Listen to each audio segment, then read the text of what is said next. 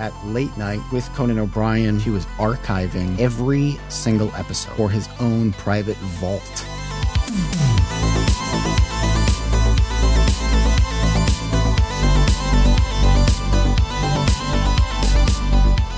It's hard to describe the amount of energy radiating out of this man. You're around him and you feel weird.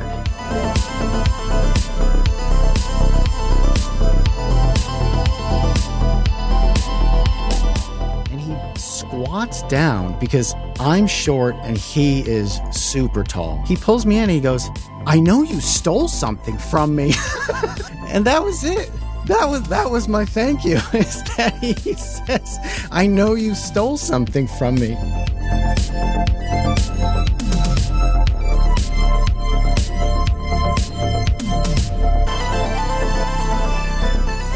So you need someone like Conan to host the Oscars, and he just seems like a relic, the last of his kind. Conan O'Brien is the last of the comedians.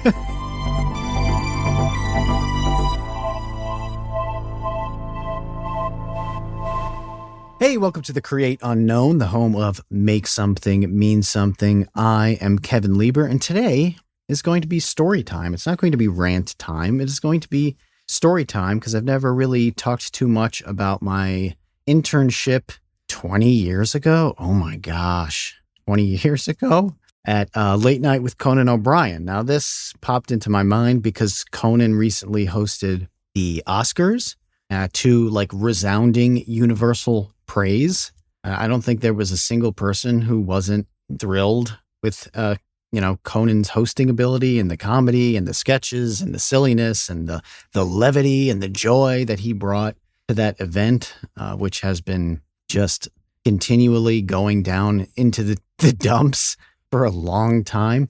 I think, I don't think exactly Conan hosting, resurrected it in terms of ratings, but it certainly did as far as the public conversation is concerned. And there are reasons for that I will get into. Before we do that, there was something that I read earlier this week that was so interesting to me because, last week I talked about was it last week or 2 weeks ago, maybe? I don't know. Time is confusing, but somewhat recently I discussed a TV show that Matt and I pitched called Your Impossible Life. The premise of the show is that, we're surrounded by just incredible magical devices everywhere, every day, that no one cares about their origins or how they were developed or how they're made or how they work or, anything like that. This is something that I actually talked about in my TEDx talk, which if you haven't watched that, check that out. Just search Kevin Lieber TEDx and it should come up. What did I call that? It was called Our Amazing Boring World. I think that the talk is called Our Amazing Boring World because the crux of the talk is that everything is amazing and we couldn't be more bored by it. Any of the genius things that we interact with or that improve our lives every day, from vitamin C to doorknobs to flush toilets. I was actually having a conversation with old Michael Stevens from Vsauce just the other day about flush toilets. How people, unless you're a plumber or you have a particular interest in toilets, most people don't know how a toilet works. They have never even thought twice about how it flushes. What's going on here that, I press this little lever on the toilet and the water goes away. Who cares? It just does or it doesn't. It becomes a problem if it doesn't. And now, I have to call somebody else to fix it. But how it actually does work, I don't know. And I don't care. And I don't understand. And it's just magic. Well, virtually everything is like this. The other thing, that I'm kind of obsessed with that I talked about a little bit is how economics is just impossible to understand. And I came across this story about Kleenex tissues that really I thought went together with my theory about, economics being impossibly complex and also people taking for granted things and we take for granted things that we just assume have existed forever when they actually haven't existed for that long at all, relatively speaking. And Kleenex is a really good example of that.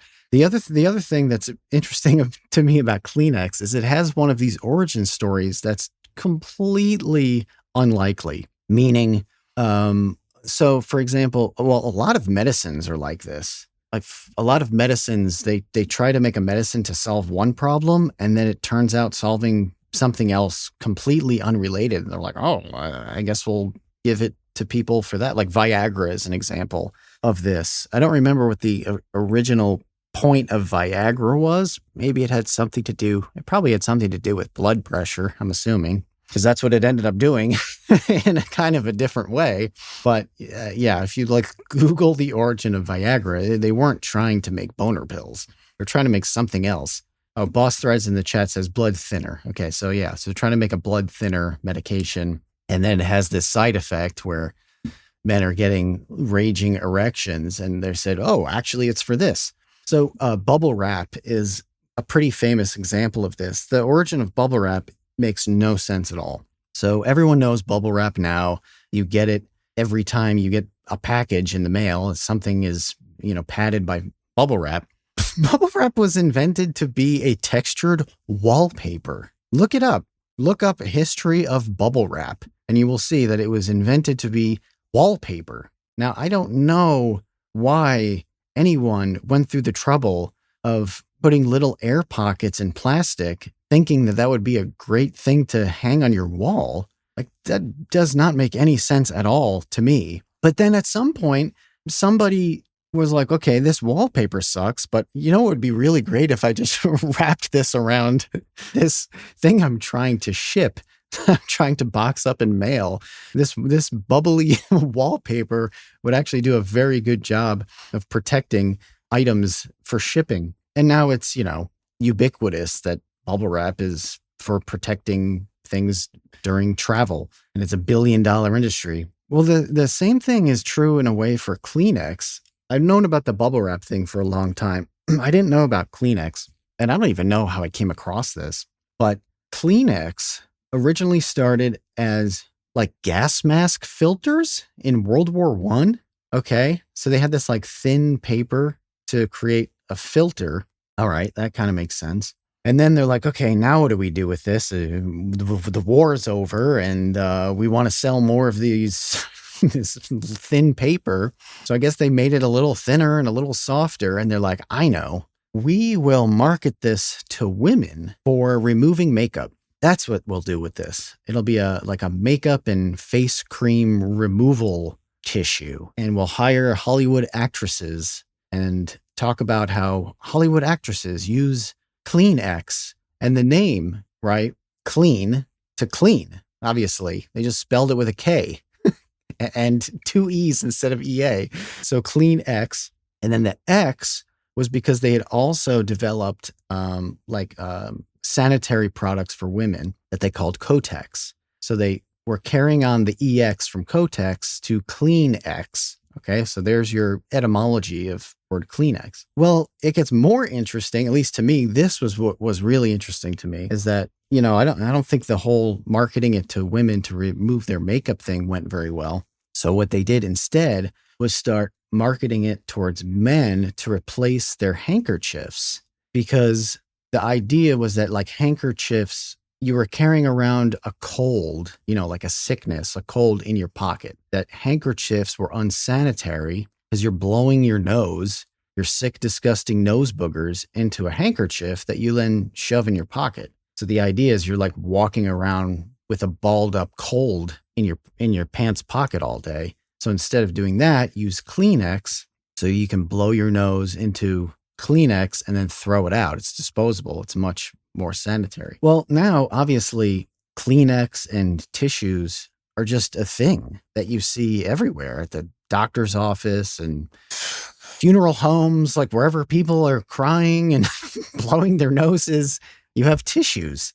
You have Kleenex. You have disposable tissues. And we don't even really think about handkerchiefs. I mean, I had a friend's dad when I was a kid who still, carried around a handkerchief. And I always thought it was disgusting. So, I'm like 11 years old, and my friend's dad takes out a handkerchief. It was, basically just a bandana that he would keep on him. And then he would blow his nose in that and then literally, shove it back in his pocket, carry that around. And I don't know how often he washed it, but the idea of blowing your nose into a bandana, shoving it in your pocket, and then just going about your day is really gross to me. But that's because I grew up in a world with disposable tissues. I grew up with the idea of Kleenex because that's what I thought you do when you had to blow your nose. But obviously for most of human history of having to blow your nose, there was no such thing as Kleenex. Kleenex didn't become a thing until like a couple of generations ago. But the point is, it went from this gas mask filter to this kind of lousy idea of being a makeup remover to eventually being everywhere and just being the standard thing for disposable tissues and for blowing your nose. So that's my snot rag. We went from snot rags to Kleenex in 2 generations. But you can't predict this stuff. Nobody knew that was going to be a thing. And eventually, people just assume that that's the way it's always been. It's like, well, it's not the way that it's always been. The way that it's been for 80 years, maybe. We'll say 80 years, 70 years, something like that. The point is there are people, probably still alive today that grew up during the invention of Kleenex. It's not that old. We just take it for granted. What I want to get to though is Conan talk because Conan hosted the Oscars and everybody was really excited about that. And I have long been a very, very staunch Conan O'Brien supporter and lover. I had the opportunity and just privilege of interning at late night with Conan O'Brien, which was on NBC after The Tonight Show. This was in, I think, the summer of 2005 when I was there. And I was there for 2 months. It was formative in a lot of ways, and maybe in some ways that you wouldn't expect, certainly in ways that I didn't expect. But the first thing I wanted to talk about is just Conan himself. So the interns are not really interacting with Conan. You're actually not really interacting with that many staff in general. For the most part, like you're kind of like answering the phone and you're dealing with sort of the main intern coordinator and you're just kind of like running errands for the staff. And the errands could be anything. I mean, like one errand that I had to run was, what is the guy's name from Seinfeld? Mr. Peterman. And the same actor was later the host of Family Feud. Can't remember his name. Amazing voice, Mr. Peterman. Just like this booming, charismatic voice. That actor was on the show one day and he wanted a bottle of wine. So that was my job, or one of the jobs I had to do that day was, hey, Mr. Peterman, whatever his real name is, this Mr. Peterman wants this type of wine. There's a liquor store on this corner, go down, buy the wine, come back and bring it to me. Not bring it to Mr. Peterman. I'm not going to meet the guy, but you bring it to the producer, the handler for Mr. Peterman. There you go. Here's the wine. There you go. Now he gets his wine in the green room before he goes out for Conan. Or, get a sandwich. I had to get a sandwich for Conan once. That summer, I remember he was on a diet and he was eating the sandwich that they had me get was like really specific, and it was from this very specific place, and it was like a vegetarian sandwich. I just remember there being a lot of carrots in this sandwich for some reason. But anyway, it's like, hey, here's Conan's order. Go get this. And then you give it to his assistant's assistant. Like literally Conan had his personal assistant and then that assistant had an assistant, and that's who you're dealing with. There are like layers of people, obviously, in between pretty much all of the staff there. One thing that was cool about my time there is that I was there every day. So most of the interns there were only there 2 days a week. I was there full time. And I don't even remember how, see, this is why I don't do stories, because I can't remember anything. But I'm going to do my best to cobble together the fragments remaining in my brain about what happened. But for some reason, I became the intern to the video coordinator there. So first of all, you wouldn't believe how many people worked on that show. I mean, I don't have a number, but let's just say it was like 120 people. It was a ton of people. There's so many different people doing very specialized jobs all day on a show like that. So one of the jobs is video coordinator. So her job was to just handle, for instance, like when a celebrity comes on and they want to promote a movie, well, they have to get the clip of the movie from the studio so that it can be shown on air. So, Tommy Lee Jones is coming on the show to promote Men in Black 3 or whatever, if he was even in that. Is that a thing? I don't know. That's my example. Well, they got to get a clip from Warner Brothers or Paramount or whoever, is in charge of that.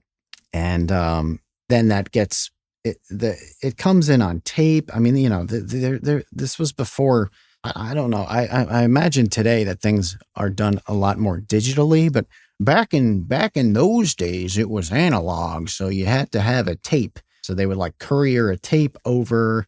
Then I'd have to go to the mail room and I'd have to get the tape. And then I'd have to bring the tape to the coordinator. And then she would work with, people in the control room or whatever to then cue up the clip so that it played during the taping. Anyway, so like that's a job. So that's who I worked for, was the video coordinator, because there's a very specific reason for this, because that at that time, Conan himself was undergoing a project in which he was archiving every single episode for his own private vault.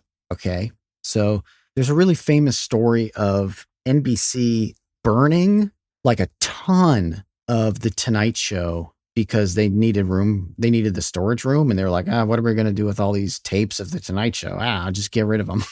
So they just like burned them. So they're just gone. So anyway, Conan obviously wanted to have his own library of his content, of his episodes. So he was, I'm sure, probably paying out of his own pocket. I don't know. Maybe he negotiated with the NBC. I don't know. It doesn't matter what the details of it were, but I was shepherding, oh my God, episode after episode. I mean, we're talking about at that time, I don't even know how many episodes. So, because there were, I think, 4 new episodes a week for how many freaking years? At that point, he'd been on the air probably for something like, I don't know, around 15 years or something like that. So anyway, it's a lot of episodes. So it's a lot of tapes. And it's not on VHS tapes. They're on these like gigantic tapes. I don't know. There are all kinds of different formats when it comes to actual television production. There's all kinds of weird, like consumer formats are just VHS tape, or then we had DVD. When it comes to TV production, there's like all these different, more high quality recording formats. So whatever in the world it was called, I don't know, but they were these huge, huge tapes. Imagine a VHS tape that was like 4 times as big. This is just a gigantic tape. So anyway, there was a room, a locked room that had all these tapes just archived, just row after row after row, floor to ceiling shelving of all the episodes, obviously in chronological order. And what I would have to do is I'd have to every day go into that room. I would take the next batch of tapes that were going to get dubbed that day. And it was a lot. He would do a bunch every day. I imagine that they were recorded, in real time. So maybe you could only do, and then without the commercials, the episodes are probably 50 minutes or something like that. So maybe each day he could do 8 episodes. But I would bring this guy, Joe, who worked on a totally different floor in this dubbing room, like a milk crate full of these tapes. And so I'd bring him a milk crate full of new tapes, and then I would take yesterday's tapes back to the vault. And I did that every day of the week, just schlepping these tapes around. But that was, that was a big project that I was in charge of. Well, I was just the mule. I was not in charge of actually doing any of the work. I was just a mule carrying tapes around. But I mean, it was cool. I got exclusive access as the only intern who was allowed in this room, because obviously it had its own lock and access. So I could go in there, and it wasn't just Conan's episodes. They had like just everything you could imagine, movies, TV shows. It's a crazy room full of media. So it was cool to be able to do that. But because I was there every day of the week, I just interacted with a lot more of the staff than the other interns. So they knew me. They were used to seeing me because I was always around. I mean, I came in on days that where a lot of the staff didn't even come in because I went in 5 days a week and they didn't shoot 5 days a week, but I would come in on the off days because I had a project I was, helping work on. So anyway, I don't remember if I've told this story on the podcast, but I told this story on Twitter and it was pretty popular where when I first got to the internship, within like the first week that I was there, I also stayed later than most of the other interns because I had stuff to do. Like a lot of the interns honestly just sat around all day. They didn't really do much. They were just kind of like warm bodies when something came up. Hey, can someone go do this? Hey, can someone go do that? But for the most part, they're just sitting around like in an intern room, just chatting and watching TV basically. But I was there early and I was there late. I would get there often before everybody and I would leave after everybody. So one day I was leaving and I was waiting for the elevator and Conan was leaving and Conan was waiting for the elevator, which was really cool. Like I'm a huge fan of this guy.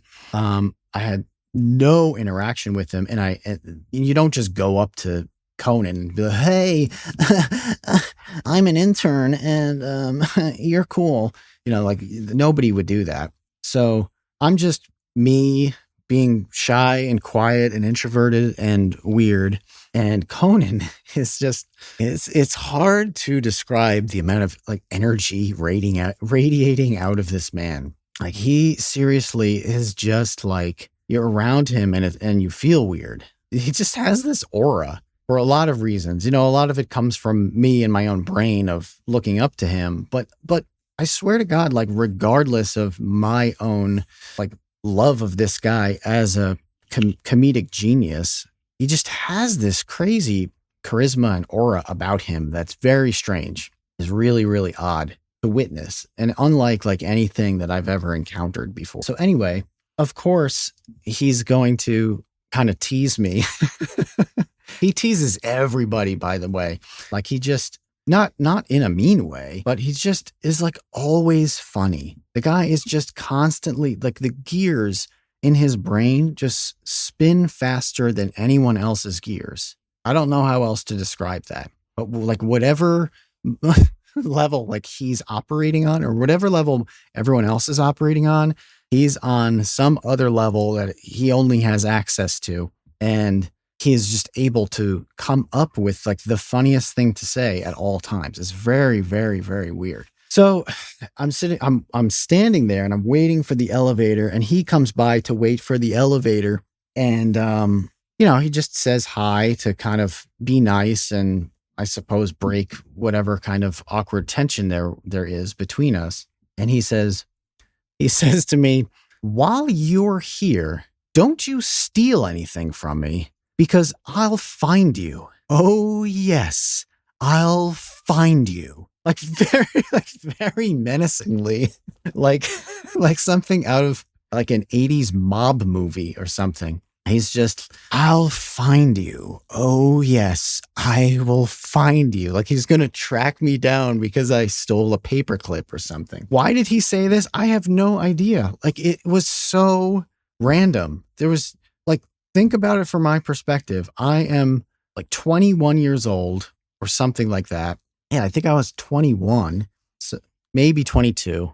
I think 21. So say I'm 21 years old. I just got, moved to work in New York City by myself. I was staying with family. I didn't live anywhere near there, so I had to move there. So I'm like staying at my uncle's on Long Island. And I had to do this like ridiculous plane, trains, and automobile commute every day where I had to like drive to the Long Island Railroad and then take the Long Island Railroad into Penn Station and then walk to the subway and then take the subway to, Rockefeller Center and blah, blah, blah, blah. It took a while. I think it took like an hour and a half just to get there each day. Anyway, so yeah, I'm there my first week. I'm by myself being me, who is, a weirdo. And maybe he could just sense that. Maybe he could just sense that like, this kid is like obviously awkward. So I'm going to mess with him because it's funny. And it was really, really funny. Obviously, I thought it was amazing that he's like threatening me my first week. So that really was it. That was the extent of my interactions with Conan. Because like I said, you don't talk to him. I would talk to like a field producer for some reason, or I would talk to maybe a member of the band because they forgot the mouthpiece on their saxophone somewhere and I had to go find it for them. There's like these little weird jobs that you have to do. And you talk to all these people who will interact directly with an intern. Conan is not directly interacting with an intern. Like I said, he has his own assistant, and then his assistant has an assistant. So you're not like chumming it up with Conan while you're there as an intern. And really, for the most part, he's spending all day with the writers because they have a freaking show to make basically from scratch every day that they're there. They have a monologue to do, they have the sketches to do, and then they have the segments with the celebrities, the celebrity interviews to figure out. So he's kind of busy. So the end of the internship, which is in like August, it's like 2 months, it's a summer internship. We finally got an opportunity to interact with Conan again because he gathered everybody into his office, which was the one and only time we went into his office, because his office is actually like an office within an office. If you were even to go to try to get into his office, you'd go into his assistant's office. And then from there, whatever. Gathers everybody. And there's a lot of interns, okay? It's not like 10 people. I don't remember exactly how many it was, but I think it was closer to 20. So it's just a long line of, college students, 21, 22-year-old kids in his office. And he gave us this really nice talk. Actually, he thanked everybody for doing the internship and for, helping the show run smoothly. Because the interns are, an invaluable piece of the puzzle, a very, very, very small piece. But, interns kind of do all of the grunt, stupid stuff that someone who has more important things to do all day isn't going to do. So everybody's in there. It's like you feel like it's like a graduation moment. You're graduating from the internship, and your Professor Conan is giving his commencement speech. That was very much what it was like. So we're all in there. Conan's giving his commencement speech, thanking all of us for doing a good job and like wishing us luck in the future. And he talked about a little bit about like his trajectory and his career. And, one of the things that he talked about was he felt like it was really important to just work really hard. I know that sounds like kind of generic, but it was really helpful to hear coming from him, especially at that age, okay, like very formative age, about to graduate college, and you have no idea what you're going to do afterwards, where, just generally his advice was to kind of, put your head down, do the best work that you can, work as hard as you can, and, eventually you'll get noticed for the good work that you're doing. That was pretty much the crux of his speech. And then at the end of it, he had everybody line up. Again, this is very much like graduation, where everybody lines up to get their diploma, but instead of getting a diploma, you're getting a handshake and a thank you personally from Conan. Everybody lines up. Like I said, it was a ton of people, and one by one, you go up to Conan and you shake his hand, and he says some pleasantries, pretty much, thank you so much, good luck, it was great to have you here, thank you, blah blah blah. That's pretty much what he said to everybody. So finally, after like a dozen people, of course, I'm like towards the back of the line. I get up to Conan and grabs my hand to shake it, and he pulls me in close to him, and he squats down because I'm short and he is super tall. So he's like 6'5", and then with his hair being like another 2 inches, he looks like 6'7". He's just this massive dude. So he pulls me in close. He doesn't say thank you or anything. Like everybody else, he's like, thank you so much. It was great to have you. Good luck with, the rest of your career. You were an invaluable part of the team, blah, blah, blah. I don't get any of that. He pulls me in and he goes, I know you stole something from me. And that was it. That was my thank you, is that he says, I know you stole something from me. With the same like menacing, angry gangster about to like break my kneecaps tone and look on his face. And mind you, this is 2 months later. 2 months later, and it's not like I talked to him at all in between then, like literally not once. It wasn't like a running gag that we had throughout the summer. Like, oh, ha ha ha. Yes, Conan, today I stole some sticky notes and a jar of paper clips. And no, like it was not a thing. It was not like part of our relationship. We didn't have a relationship. There was no relationship. Like, he was Conan and I'm a little intern. And he remembered that quip by the elevators that he dropped 2 months prior, like on a whim for no reason, just randomly out of the blue as I'm waiting to leave for the day and he's waiting to leave for the day. So he like set up a joke in June and then we never interact. And then he just nails me with the punchline in August. And that was it. I could not believe it. It was insane. Like my head exploded. I just could not believe. And it's not like he did this with any of the other interns, let alone all the other interns. It wasn't like he had all these inside jokes with the interns. But for whatever reason, he picked me out as somebody to basically tease in June and then just like crack me over the head with the joke in August. Yeah, Boss Threads in the chat says it was the hair. I was the only guy with long hair at the time. So I did have like long hair in a ponytail.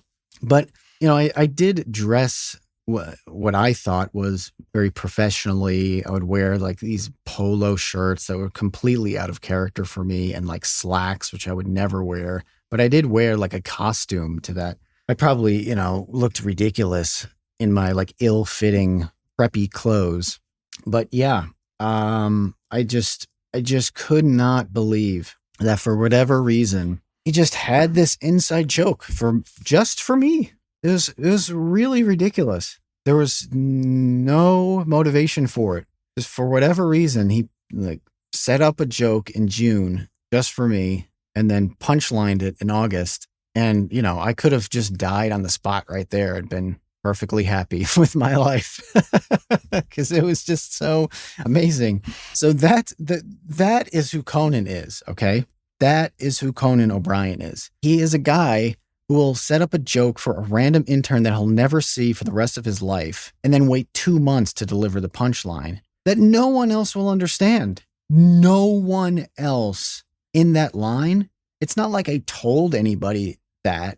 It's not like everybody laughed hysterically at that punchline. It didn't make any sense to anybody else except for me because I was there for the setup because the setup was for me. So it's not like after he said that, I went back the next day to the intern room and was like, oh my God, guys, you're not going to believe what Conan said to me. He said that I was going to steal from him while I was here. Isn't that so funny? Like everybody had been like, that's weird. And I guess it's funny. So I didn't do that. So no one had any idea that this joke even existed. And out of context, it's not funny. But within the context of being me, it was like the funniest thing I'd ever experienced in my life, just for all of the reasons that I've already stated. There was just no reason to carry on a joke for 2 months for one intern. But that's who he is, okay? He loves comedy, loves it more than I think anybody on the planet. Just adores the craft of funniness. And that is one of the things that stood out to me when people were like, oh my gosh, it's so great having Conan host the Oscars. It's like, yes, it is. Why? Because Conan is 100% only interested in being funny. And part of that can be being self-deprecating. Part of that could be being silly and stupid. But he doesn't care if something is silly or stupid. He just cares that it's funny. And almost nobody is like that. Certainly not like any of the hosts of any of these award shows in recent memory. Like they're not 100% dedicated to just being funny. Like the moment, so I didn't watch the Oscars. I'm not interested in them. I don't know if I've ever sat through them, but I did watch clips of Conan's skits because that's, you know, one of my favorite things. I mean, that was one of the things, I would stay up. So late night didn't come on till after the Tonight Show. So it didn't start till on the East Coast, it didn't start till 12:35, I think, if I remember correctly. But I would stay up just to watch this skit in the beginning, because that was always the funniest thing to me, because you just had no idea what he was going to do for a skit. So after the monologue, they would usually do a skit before the first segment interview with a celebrity. And, they did things like If They Mated, and they would put up a picture of like B. Arthur and the Incredible Hulk. And then they would merge the two and show you what like B. Arthur and the Incredible Hulk's baby would look like. It's really, really stupid stuff like that I just found so funny. Anyway, the moment from the Oscars that I was like, oh, this is the most Conan thing, was when at the end of his monologue, he does that song and dance about how he's not going to waste time. If you haven't seen it, look it up. So like a long running complaint about the Oscars is just how long they are. They last forever. And so much of like the acceptance speeches just go on forever. God, even in this one, I read that, I think it was Adrian Brody's acceptance speech was the longest one ever. It was like over 5 minutes. And it's like, dude, like seriously, wrap it up. But so that was the joke. So that was the premise that he was working off of, was to do a song about how we're not going to waste time. Like Conan's not going to waste anybody's time. And he does it in this like old timey thing, songman style, which is another one of the things that I really like about Conan, is that he leans into like vaudevillian styles a lot, like old timey styles. Like, I don't know if anybody ever saw the skit that he did where he was like an old timey boxer or old timey baseball player. Like, he finds that stuff very funny, which I do too. And he actually did this in his most popular episode of The Simpsons, which was the monorail episode. There's like a song and dance man with, like the striped suit and the straw hat, and singing a song about the monorail. So that's just like one of the things that he loves and finds very funny. So he did that. He did a song and dance like with a cane or whatever, sing-songy about not wasting time. But the thing that killed me, that I felt was just so Conan, was when he brings out the Sandworm from Dune to play the piano.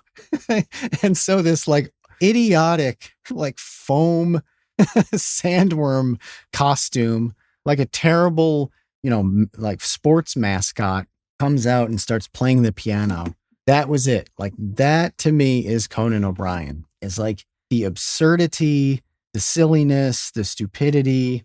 No one else does that. I don't even know if anybody else like has the confidence that would be funny. I think most people in his position would think it was too stupid. Like, they would think like, that is really, really dumb. But Conan knows that it's so dumb that it's hysterical. And people resonate with that. Like, people resonate with his like authenticity and passion for the art form of comedy, so that he'll bring out a Dune Sandworm wearing a bow tie that looks like a burrito folded in half, and have it play the piano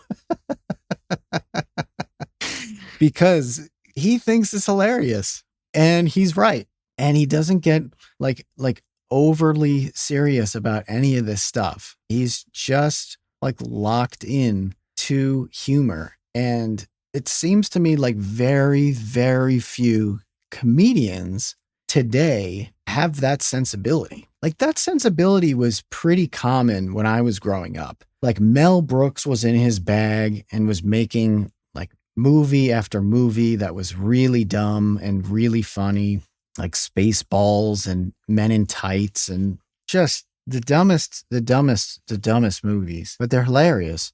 And, like Leslie Nielsen had a string of those movies, like the Naked Gun movies, that were so stupid, but they owned it. They leaned into the puns and the awkward situations, and they were comfortable being dumb. And I think that we're largely missing that. And I think that was why Conan's like the reaction to him was just so overwhelmingly positive. It's like people, it was it's such a breath of fresh air to see a guy who just cares about being funny, who's not grandstanding or having some caustic, divisive opinions about social issues. Like he's not, does he have opinions on those things? Yes, probably. I'm sure he does. Everyone does. But his superpower is comedy and is being a doofus, even though he's an absolute genius. I mean, that's another part of Conan that I find so endearing, is that he is so unbelievably smart, and he uses to use his like off the charts intelligence for the purposes of making people laugh with the dumbest crap imaginable. Like one of the or I should say two of like the happiest and coolest guys that I met at Conan were the props guys. The props department. Props department were these two dudes who were so freaking cool, and they just seemed like they had the coolest job ever, because they would have to build, their job was to build idiotic crap like a gigantic Dune sandworm suit. That was their job. Like the writers would come up with the weirdest, dumbest crap, but somebody had to make it. And those were the guys, you know, they would make like a 10-foot hot dog, or there was a bit that he had of like rejected NBA mascots that was so funny. If you could look that up, look up like Late Night with Conan O'Brien, rejected NBA mascots. They would have to fabricate all of this weird crap. So that was a really cool place to go, because they had a workshop, obviously, where they could build all this stuff, but they also had like an enormous warehouse so they could store all this stuff, because you never knew, when they would need it again, or when they would need pieces that they've already built to use for something else. Yeah. And Conrad in the episode chat just Google image searched Conan NBA mascots, and you can see there's like a man who's like a human menorah. There's like a human Taco Bell building. There's a gigantic hamburger helper mascot. There's a guy who's just sitting pants down on a huge toilet. Like, Google this and look at the images and understand that it was somebody's job to make that. Oh, sorry. He's not sitting on a toilet. He's Xeroxing his rear end. So the mascot is his office worker who's Xeroxing his butt. That's the NBA mascot, who then, obviously has to dunk a basketball, because that's part of the halftime show. So that would be part of the bit, is that these completely idiotic mascots would then try to dunk a basketball, which inevitably they wouldn't be able to, and they would fall on their faces. But that to me was why everyone was so thrilled about Conan, and people were like, oh, we miss Conan on TV. And it's like, yeah, you miss him because nobody else is like him. Not anymore. Certainly there were people when I was a kid who were like this. I mean, there were people when Conan was a kid, or people that Conan looked up to, who were like this, like Conan, and so many people of his generation looked up to David Letterman. Because David Letterman in the 80s, Tom Green, I watched a Tom Green documentary on Amazon recently. And Tom Green, basically was just a David Letterman ripoff, who then obviously injected his own like grotesque, over the top, extremely high energy goofiness into. Like Tom Green turned it into his own thing. And I'm not saying Tom Green is a hack by any means. Like Tom Green, he changed a lot of the way television is. He changed a lot of the way the internet is. Like if you watch the documentary of his that just came out on Amazon, it's actually really interesting to see how he influenced things like Jackass. He influenced things like podcasting in general. Tom Green was really a pioneer of like a lot of different stuff. He's a really ridiculously creative person, but he looked up to Letterman, who was doing really outlandish, surreal, silly, and dumb things. I mean, talk about finding the humor in dumb. Like one of the long-running segments on Letterman was stupid human tricks, right? He would just have somebody come out and do a stupid human trick. So they would come out and they would juggle hard-boiled eggs or something and then eat them all, like juggle them into their mouth. I don't know. I just made up that example, but that seems to be kind of like on par with the sort of things they would do. But now I don't know. It seems like there's just not a lot there other than Conan. There's not a lot of that going around certainly in traditional media. I mean, you could find a lot of very funny and subversive comedy online for sure. But those people are not going to host the Oscars. Like that'll never happen in a million years. Like you need someone like Conan to host the Oscars, and he just seems like a relic at this point, like the last of his kind, the last of the Mohicans. Conan O'Brien is the last of the comedians, at least of his flavor of comedian, is what I'm trying to say. Because there are plenty of very, very, very, very, very funny stand-up comedians still around, but they're not like Conan. And they would not do a song and dance about not wasting time and have a gigantic sandworm mascot come out. Like, they wouldn't do that, is my point. Maybe they could come up with some other stuff that would be equally funny. I don't know. But his brand of stupid humor, it's just kind of gone. Dan the Latch in the episode chat says Tim Robinson is the closest. Okay, Tim Robinson is very absurdist and silly and stupid and very funny. Unfortunately, he's like very niche, like he's just not in everyone's living room the way that Conan was for so many years.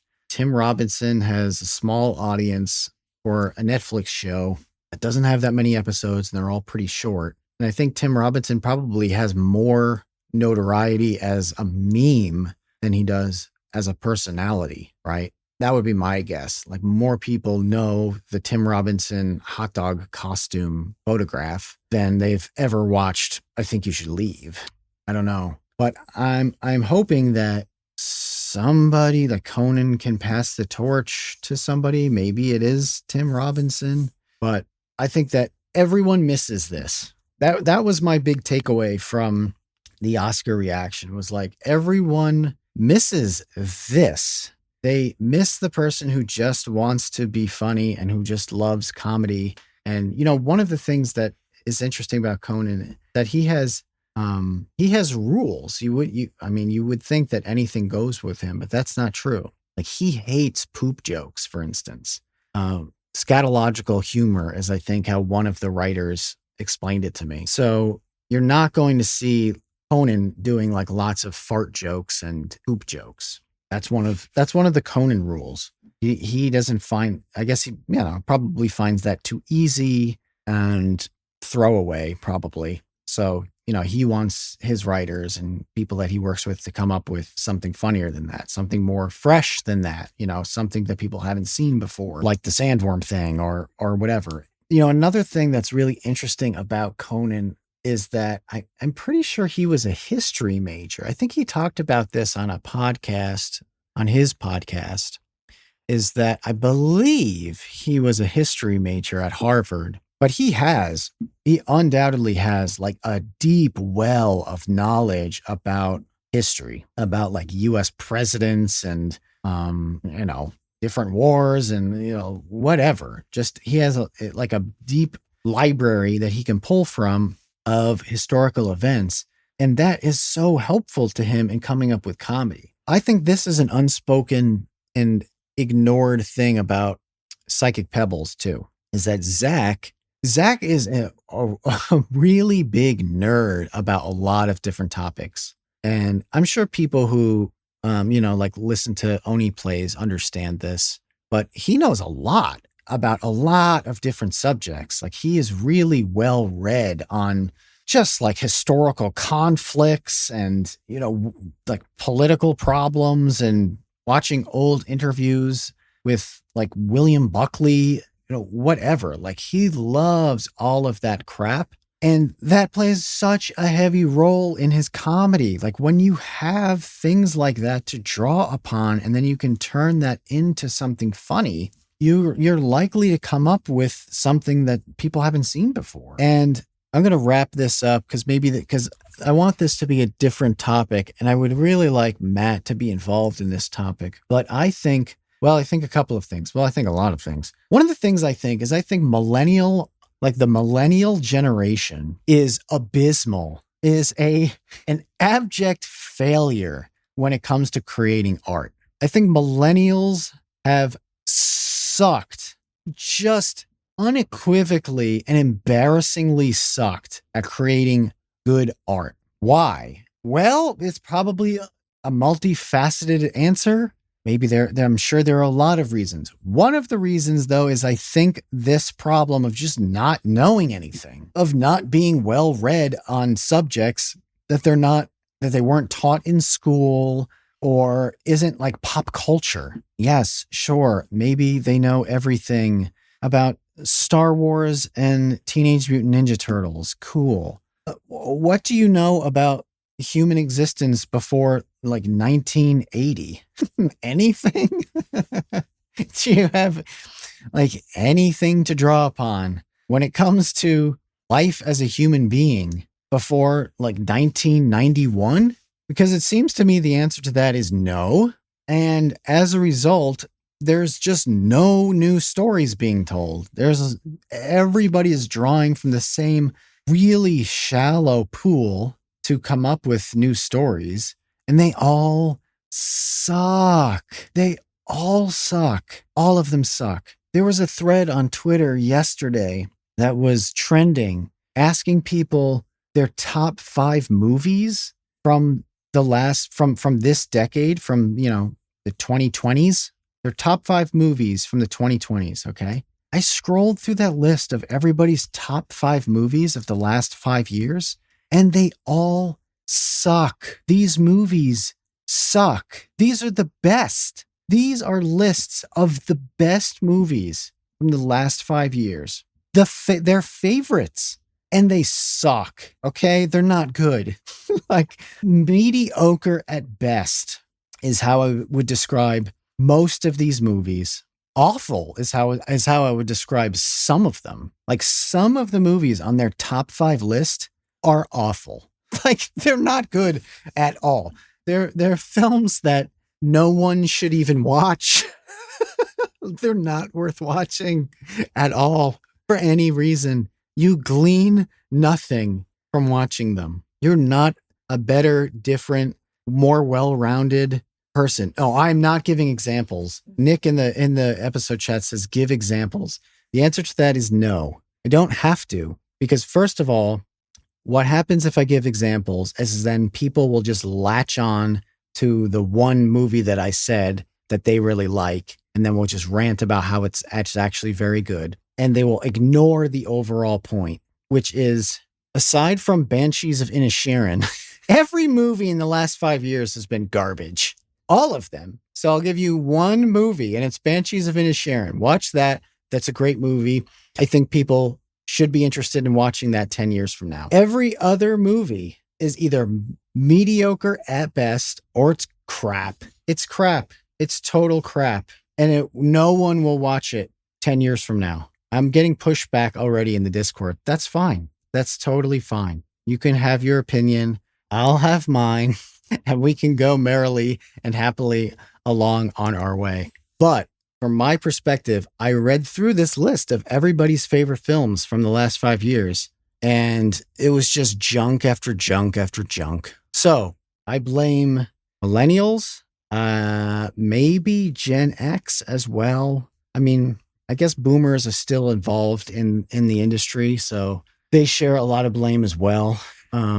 Conrad blames me for being a millennial. Well, look, Conrad, that's going to have to be part of the discussion, is if YouTube screwed this up. Like, if YouTube and other like online creator platforms derailed artists and creators who would have been helpful to Hollywood, that could be completely false. That could be not at all true. There could be no correlation whatsoever between the advent of creative online outlets and Hollywood turning to trash. they might not be connected at all, especially because outside of, Mystery Guitar Man made one film that was pretty critically well received. It's not like there's been this onslaught of YouTube talent that's been poached to make great films. But that hasn't happened. It's really unfalsifiable.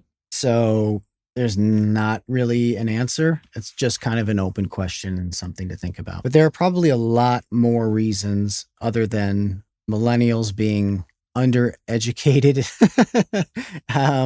and distracted. But those are two of my bullet points, potentially, as reasons why millennial art is.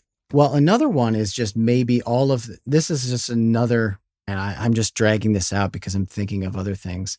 But maybe there's also the fact that all of the best stuff has already been done. Now, that is almost definitely not true, but it's possible all the low-hanging fruit, like the great low-hanging fruit, has already been plucked. There is a correlation with this in the sciences, by the way. If anybody listens to this podcast because they like Vsauce and they're a science nerd, but a lot, like almost all of the low-hanging fruit in the sciences has already been plucked in physics, in biology, and all that's left is hard stuff to figure out, like really hard things to figure out, which is why so much of like science progress has grinded to a screeching halt in the last several decades. All right.